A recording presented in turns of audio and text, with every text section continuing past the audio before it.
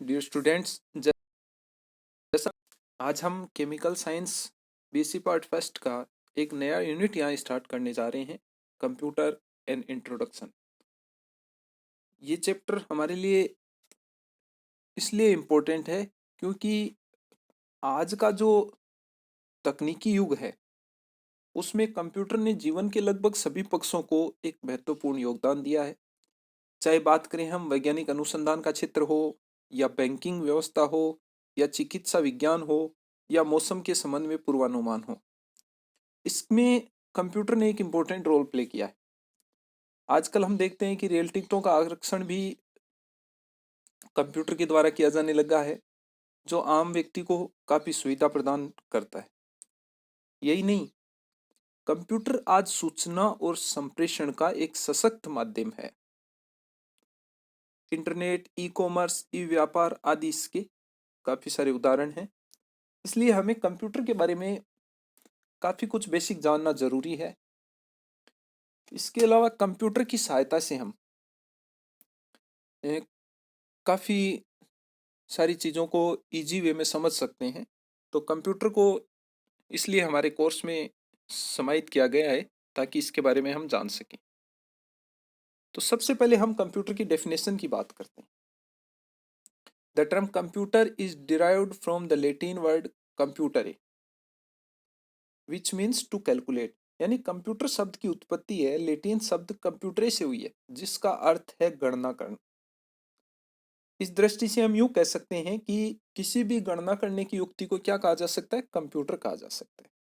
तो देखो आगे, a computer is a programmable electronic device that accepts raw data as input and process it with a set of instruction और a program to produce the result as a output. तो computer एक programmable electronic device है जिसको हम रा data input के रूप में देते हैं, वो उनको प्रोसेस करता है। किसके थ्रू? प्रोग्राम या इंस्ट्रक्शंस के थ्रू प्रोसेस करता है और उसके बाद हमें आउटपुट के रूप में रिजल्ट देता है। It renders output just after performing mathematical and logical operations and can save the output for further use. Future use के लिए हम जो भी इसके आउटपुट थे उनको सेव इसमें रख सकते हैं। It can process numerical as well as non numerical calculations. ये न्यूमेरिकल कैलकुलेशन के अलावा नॉन न्यूमेरिकल कैलकुलेशंस को भी प्रोसेस करता है। तो इस प्रकार कंप्यूटर एक इंपॉर्टेंट डिवाइस हुआ। It is believed that the analytical engine was the first computer which was invented by Charles Babbage in 1837। जो एनालिटिकल इंजन था, जिसको हम फर्स्ट कंप्यूटर के रूप में बिलीव करते हैं, वो चार्ल्स बेबेज के द्वारा 1837 के अंदर क्या किया गया था? इन्वेंटेड किया गया था। It used punch card as read only memory.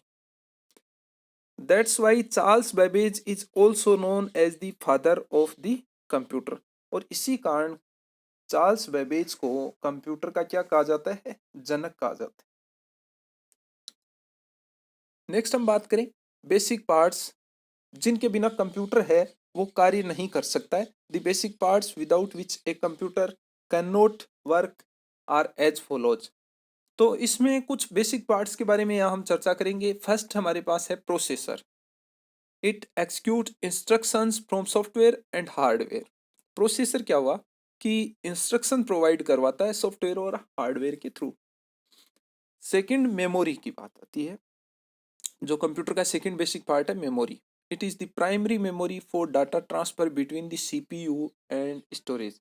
Central processing unit और स्टोरेज के बीच में जो डाटा ट्रांसफर करने का कार्य होता है वो मेमोरी के थ्रू होता है। Third, motherboard. It is a part that connects all the other parts और कंपोनेंट्स ऑफ ए कंप्यूटर। एक तरीके से मदरबोर्ड क्या है?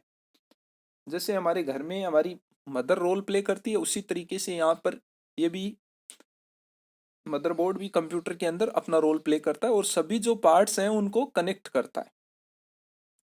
Storage device, it permanently store the data, for example hard drive.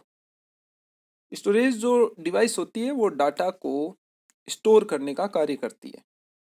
Next, input devices. Input devices वे devices होती हैं जो डाटा को कंप्यूटर में इनपुट करने में काम में आती हैं। It allows you to communicate with the computer और to input data.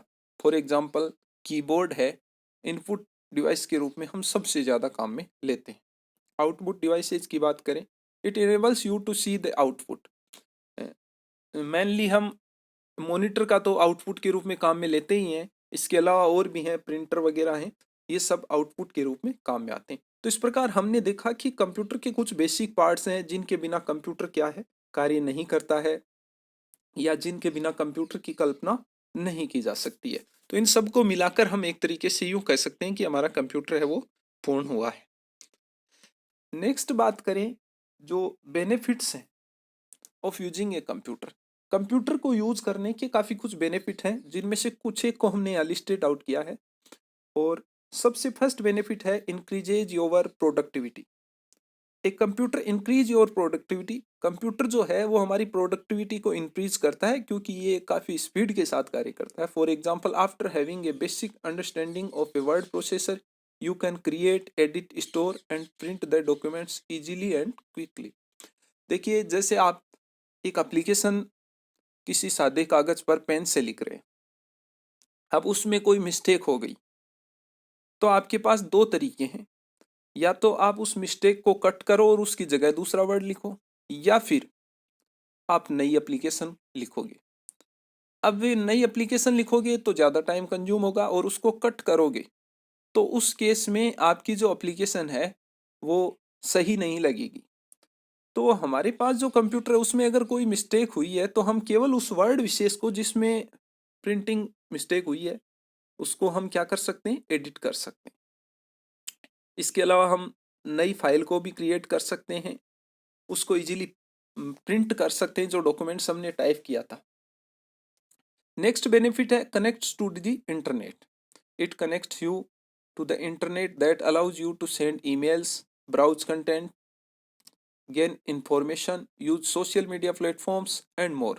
By connecting to the internet, you can also connect to your long distance friends and family members. जैसा आजकल आप सबसे ज़्यादा यूज कर रहे हो व्हाट्सएप को। इसके अलावा हम वीडियो कॉल हैं, ये सब कंप्यूटर की ही देन है। तो कंप्यूटर जो है वो इंटरनेट के थ्रू हमें एक तरीके से दूर बैठे लोगों से यूं आभास नहीं होने देता है कि ये हमारे से दूर हैं।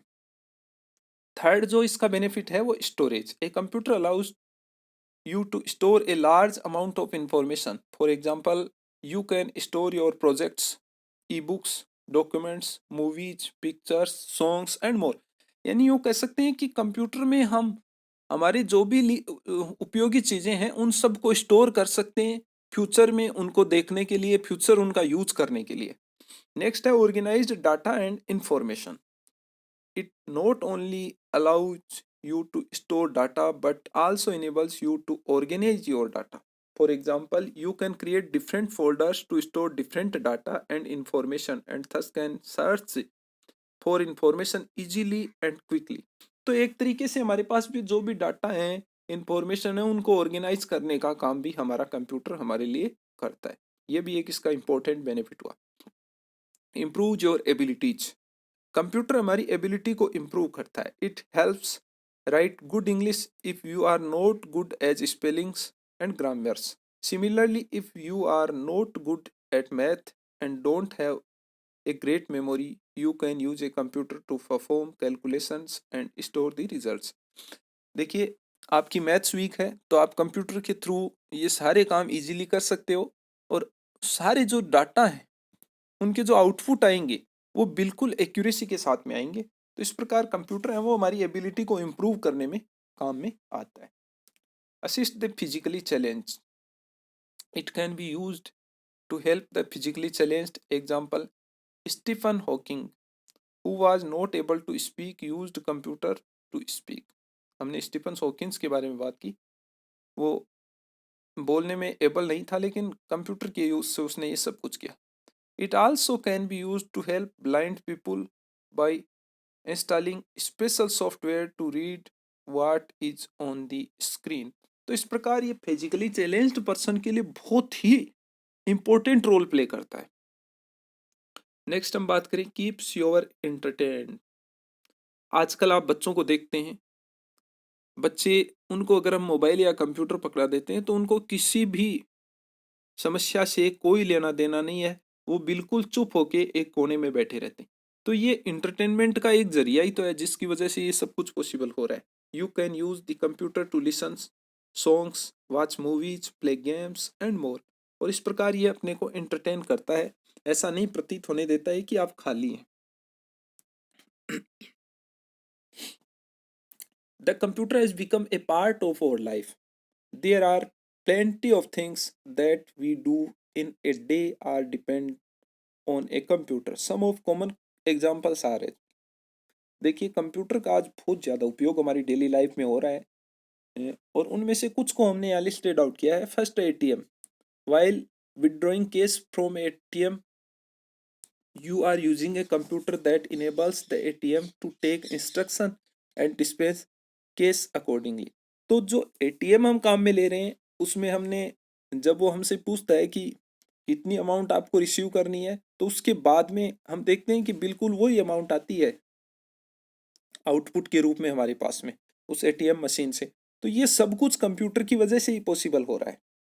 Digital currency, a computer keeps a record of your transactions and balance in your account, and the money deposited in your account in a bank is stored as a digital record or digital currency। पुराने समय में जो bank थे जिनमें सारा का सारा record registered में संधारित किया जाता था, रजिस्टर्स से ही ये काम होता था, और हमें करेंसी को निकालने के लिए या उसके रिकॉर्ड को चेक करने के लिए वहां जाना होता था। लेकिन आज हम घर बैठे हुए ये सब कुछ कर सकते हैं, क्योंकि जो रिकॉर्ड हैं वो कंप्यूटर के द्वारा सेव किए जा रहे हैं, और इस प्रकार हमें बैंक है जो डिजिटल रिकॉर्ड इजीली अवेलेबल करवा देता है। Trading. Stock markets use computers for day to day trading. There are many advanced algorithms based on computers that handle trading without involving humans। तो इस प्रकार कंप्यूटर है वो बिना आदमी के इन्वॉल्वमेंट के क्या कर रहा है, ट्रेडिंग को हैंडल कर रहा है। तो ये भी एक इसका बहुत इंपॉर्टेंट यूज है जो आज के टाइम में हो रहा है। Next, smartphone. The smartphone that we use throughout the day for calling, texting, browsing is itself a computer. तो इस प्रकार हम देख रहे हैं कि आज जो हम स्मार्टफोन काम में ले रहे हैं वो भी एक कंप्यूटर ही है। तो भी ये भी एक इसका बहुत इंपॉर्टेंट यूज हुआ। VoIP, all voice over IP communication, जिसको हम क्या कहते हैं, VoIP is handled and done by computers. तो इस प्रकार कंप्यूटर जो है वो हमारे लिए एक बहुत इंपॉर्टेंट रोल प्ले कर रहा है, और कंप्यूटर का इतना इंपॉर्टेंट रोल हमारी लाइफ में हो गया है कि यूं लगता है हमें कि आज की इस तकनीकी युग में हम कंप्यूटर के बिना जी ही नहीं सकते। कंप्यूटर जो है उसके बहुत सारे कार्य हैं, उनमें से कुछ इंपॉर्टेंट कार्यों की अपन बात करें तो ये निर्धारित निर्देशों के अनुसार हमें क्या करता है, आंकड़े प्राप्त करता है, आंकड़ों को प्रोसेस करता है, और इस प्रकार आंकड़ों से सॉरी प्रोसेसिंग से प्राप्त आंकड़ों का परिणाम या आउटपुट के द्वारा हमें विभिन्न रूपों में अवेलेबल करवाता है, आंकड़ों के भविष्य को सुरक्षित रखता है। इस वजह से कंप्यूटर जो है वो हमारी डेली लाइफ का एक इम्पोर्टेंट पार्ट बन गया है, और इसके बिना हमें ऐसा महसूस होने लग गया है कि आज कुछ भी नहीं है।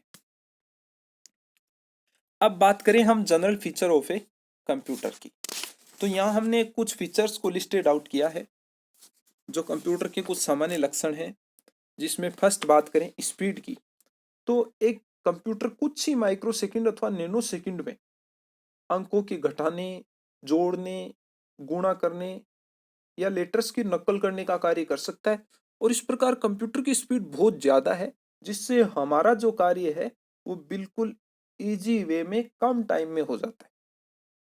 नेक्स्ट बात करें कंप्यूटर की फीचर की, तो वो है एक्यूरेसी। कंप्यूटर द्वारा मल्टी ऑपरेशंस भी अति सूक्ष्मता या प्रिसीजन के साथ किए जाते हैं, यानी कंप्यूटर की जो एक्यूरेसी है वो इतनी ज़्यादा है कि हमारे लिए कल्पना से भी परे है। इसलिए भी आज हम कंप्यूटर का उपयोग काफ़ी ज़्यादा कर रहे हैं।